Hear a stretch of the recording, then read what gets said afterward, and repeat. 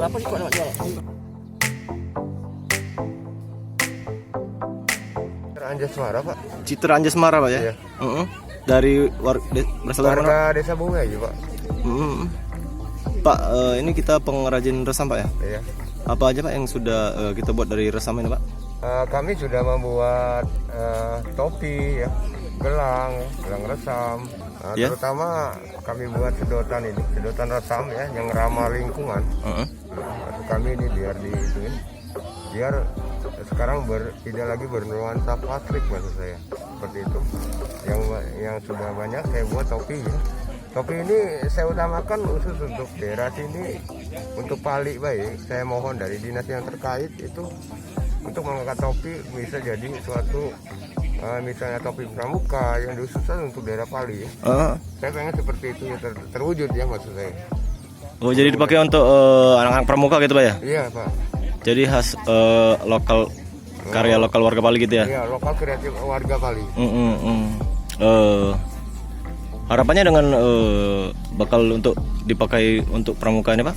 Selain itu, kalau seandainya bisa dipakai untuk pramuka, maka pengrajin-pengrajin di daerah kami, khususnya di daerah Bungayu, dia akan siap menampung ya, Pak ya. Di samping itu juga anak-anak sekolah bisa banyak belajar bagaimana cara nganyam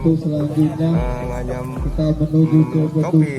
Nanti akan saya usaha untuk ngajarin seperti itu, Pak. Pak, ini berasal dari tumbuhan, Pak ya? Ini adalah gulma resam yang sering menghinggap di tanaman petani karet, khususnya daerah kami.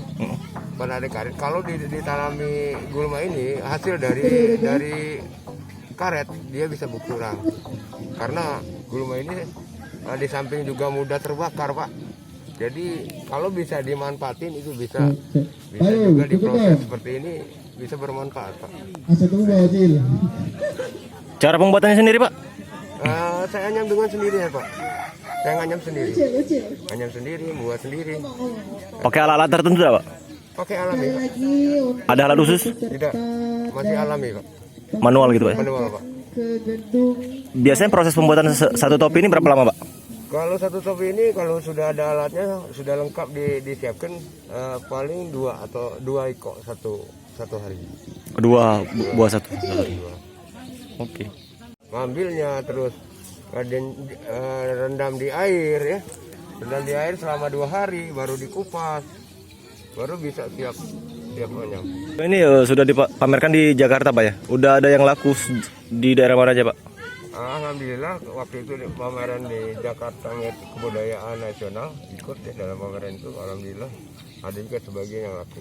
Untuk sementara ini kami pengen juga untuk seluruh teman-teman di Bungayu, khususnya anak-anak muda, untuk mengupload semua ini agar bisa laku di luar sana, Pak. Seperti itu.